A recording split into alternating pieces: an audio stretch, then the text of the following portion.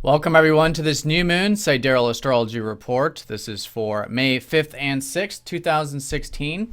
I'm Athen and this is for Sidereal. If you are new to the channel, be sure to check out the link because the signs are different. All right, so we have a new moon on Friday, May 6th, and this is going to be in Aries. So new beginnings with our independence, essentially. You know, at the end of the day, Aries is about that self-willed energy where we can take that independent action and start to move forward in our life in a way of gaining momentum. You know, Aries is the beginning of the Zodiac, and that's represented as the beginning of the life journey. So it's the part of the journey, and you might even say part of the year, where it's a time to be starting to get that spring energy, you know, that moving forward kind of mentality in terms of our lives. So the new moon is a lowering time, and it's a good time to be reflective, especially Thursday leading up to it. And in that way, we get new insights. And that's the thing too, is all these astrological things are sometimes very deep, and we really have to listen to it. And so what's coming in is, I think, some new insights about where we can be independent in our life, where we can be direct. And that might be specifically with relationships, which I'll talk more about here in just a minute because it is conjoining up to Venus, but direct nonetheless in our life.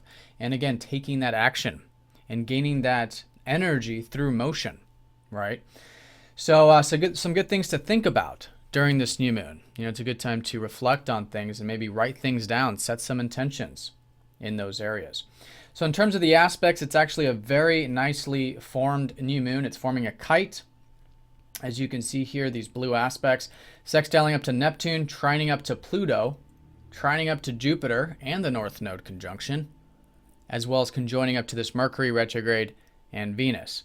So there's a lot going on with this, but it's essentially forming a part of this kite, very importantly, this fire trine, okay, with all this fire energy.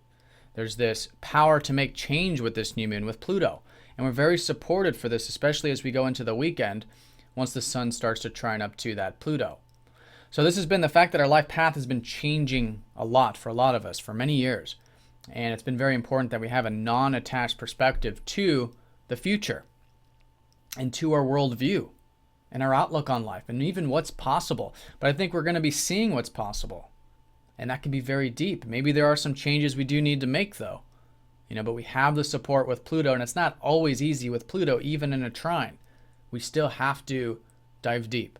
We still have to go within. We still have to make whatever changes are necessary, but I think we're willing to with this new moon. Now, in terms of the possibilities, that's also seen by this Jupiter retrograde. All right, I think we're seeing what's possible with what we enjoy in life, with that retrograde in Leo. What really gives us that sense of passion and playfulness? What really is an expression of our inner child? And what can we learn more about in terms of our self-expression? So that's very powerful. And I think with the retrograde, though, it is still reflective. You know, it's still this, what is our passions? Where are we going? Even because this T-square with Saturn and Neptune is still very much in orb with Jupiter here. Okay, and this has been the uncertainty about the future. We don't know what we're building. We don't know what the future has in store this year. It's really not a year of knowing that. It's a year of having more faith, more trust. And I think to a degree we can have that with this new moon because that's the sextile up to Neptune. All right, so I think there is that openness to let go, to detach. And in that way, there can be a tremendous amount of peace. In fact, a peace of being our true selves, which is that Neptune in Aquarius. Peace of freedom. So that's the kite in a nutshell. In terms of the North Node, this is the fact that there's this new energy unfolding for the next couple of years for us to do just that, to learn more about our self-expression and what our interests are. So that's the supportive energy. Lots of this easier energy, so it's a good time to take action, even though there may not be anything collectively challenging us with this new moon per se. I mean, there has been with the year, of course, but it's nothing but easy aspects. So when things are easy, we can choose to sit back, or we can choose to take action. And I think with the new moon in Aries, and this is going to take time as we go into next week, more insights are going to come in. But it's a good time to sit with this. Where can we take action? Where can we be more independent? Where can we get this ball moving in our life, at least in terms of the year, right? even though we may not know exactly where it's headed. Maybe even though there might be some deep changes needed with that Pluto. And maybe also the fact that we're not quite sure about what's possible. And there's a bit of that apprehension. Now, Jupiter is going to go direct next week on Monday.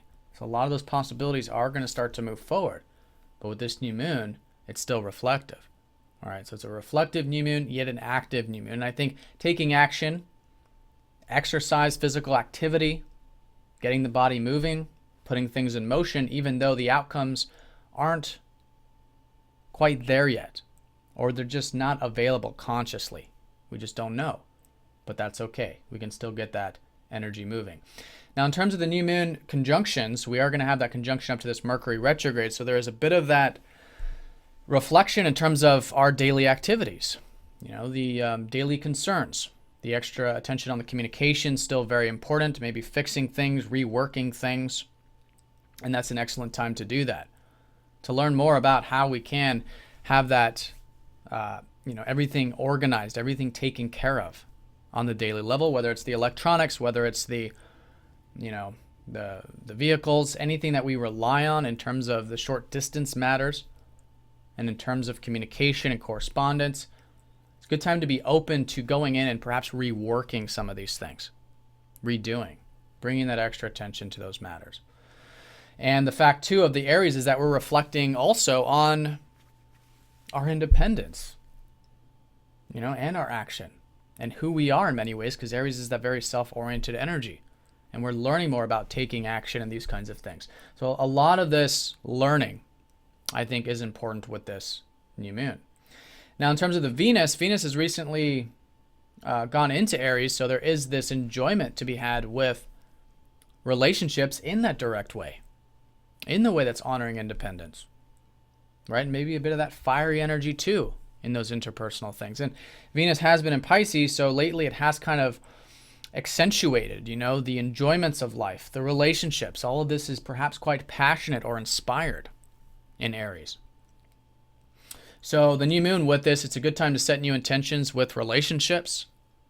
Good time to set new intentions with our values in life, what we want to attract in our life. And being grateful, always, with Venus, which is that Taurus kind of energy. So that's the new moon in a nutshell. As you can see here in the transit graph, leading into the new moon on Thursday, we don't have a whole lot going on. In fact, the moon's going to be void of course for the first half of the day, up until the evening if you're in Europe or the East. So there is this very meditative, reflective space right before the new moon. And I think on Thursday it's been this way, but specifically here on Thursday, taking that pause for a second, taking that R&R, that rest, and again, listening leading up to it, because the moon will be in Pisces leading up to it as well. Then, as you can see here on the new moon, all these aspects are the ones we covered. The sun's going to start to trine up to that Pluto going into the weekend, making Saturday perhaps an excellent day for particularly that deep transformation. But those are all the aspects, sitting with it. There could be some new things. Of course, it takes time for the new moon energy to unfold, but I think listening to those insights, writing things down, setting those intentions, all in the area of getting things moving, independence, being direct in our life, etc.